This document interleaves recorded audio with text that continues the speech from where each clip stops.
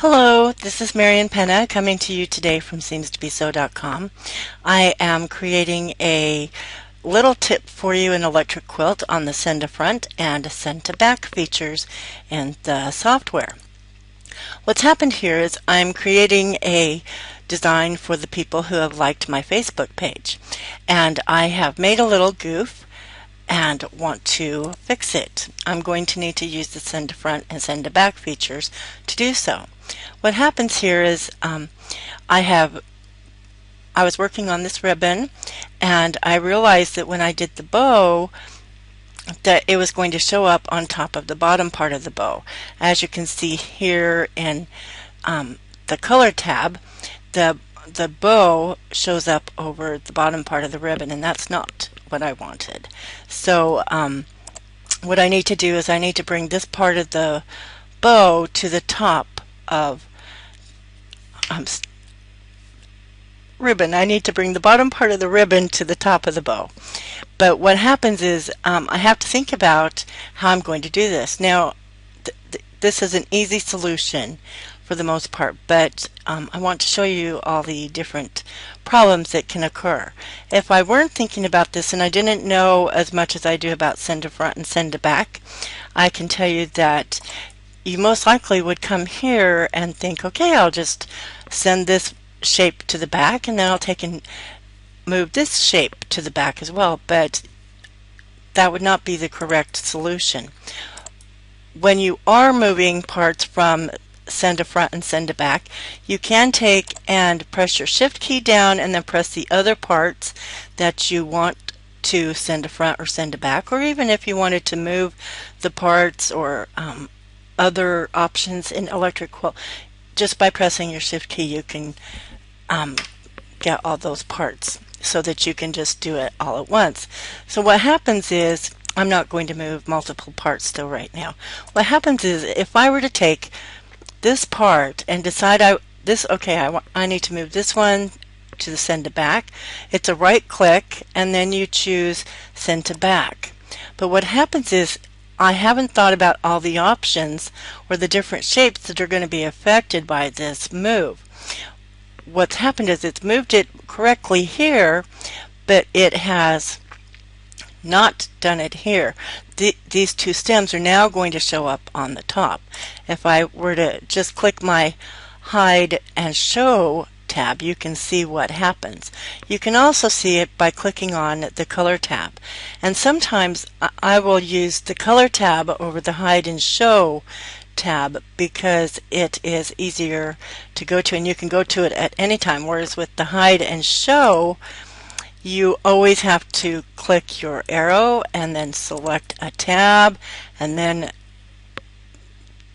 click your icon. If you're not in a position, like if you were editing, you would not be able to do this so easily, or if when you're drawing you can't do it either. And unless you have autofill on, which I never do, it wouldn't do it either. So it's a little bit more work to come to this tab, but as you can see it does the same thing and it'll show you the same effect. But for me, I just use the color tab. So when I'm over here, what's happened is these parts are now showing on the top. Over here it's correct, and this part is also correct on this line. But if I were to take, and I need to turn this off now, if I were to take and have this be back on the top again, send to front, now I'll need to send this part to the back, then everything is proper. Now if I were to take and just do this part, it's going to affect this bottom because I need the bottom to be underneath the top of the bow. So that's another shape you have to think about when you're doing send to front and send to back. It affects every shape that's around the surrounding areas. So you do have to be aware of what's happening. So while I could singly take this and send it to the back, I would then be dealing with this one, and I can't do that so easily sending it to the back because then it affects these stems again.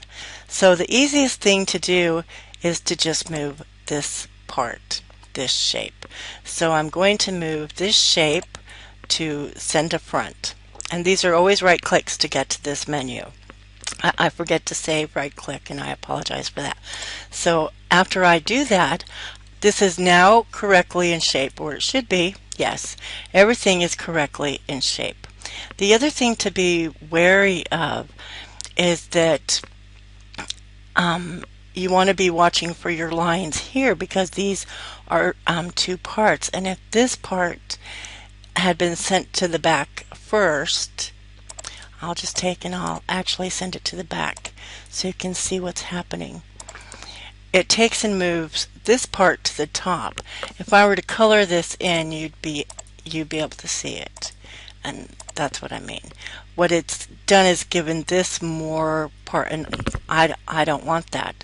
So what I need to do is I need to make sure this is on the top, send to front.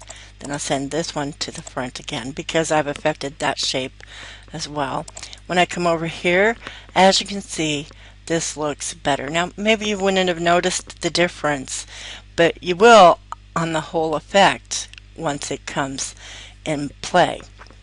So it's important to remember those little things. Now the other thing you need to do is, if I had finished this design in total and realized I'd made this mistake, I also would have this bow to contend with, the very middle of the bow, and I would simply just send this to the front if it were in place. Like, it's grayed out because I obviously don't have the shape in place, but that's what I would do, and that's why it's important to think about all the shapes that are going to be involved in moving it. I can tell you, I've had to change up to 10 little shapes sometimes, just because I made one mistake on one part to get it all right, and then I couldn't figure out what was going on and that kind of thing, how to get it right. So sometimes it can be a little tedious to work with send to front and send to back. So I just wanted to give you this quick little lesson on send to front and send to back, and why they're important, and why it's important to get the order proper in the first place. And that reason is because when Electric Quilt prints out the shape templates for you, it's printing them out with the letters on the shapes in the order that they should be placed on your project. So if these had been first, these would be high, well, I don't want to say higher or lower numbers, but these would be like letter, this would be letter B, this would be, I'm sorry, this would be letter B, this would be letter C, and this would be letter D. But instead, is that right? Yeah, B. Yeah, because I have them set so these stitch first. So you want that to be just the opposite, so that, I'm sorry, I said that wrong. I did say that wrong. This would currently be B, C, and D. B, C, and D. That's correct. And we're switching it so that this will now be B, C, and D. Okay? So that's what I'm trying to get at. And I apologize that this video took a little bit longer than I thought it would, but it's important to get all the facts. So I hope you have a great day, and I hope to see you again soon. Bye-bye for now.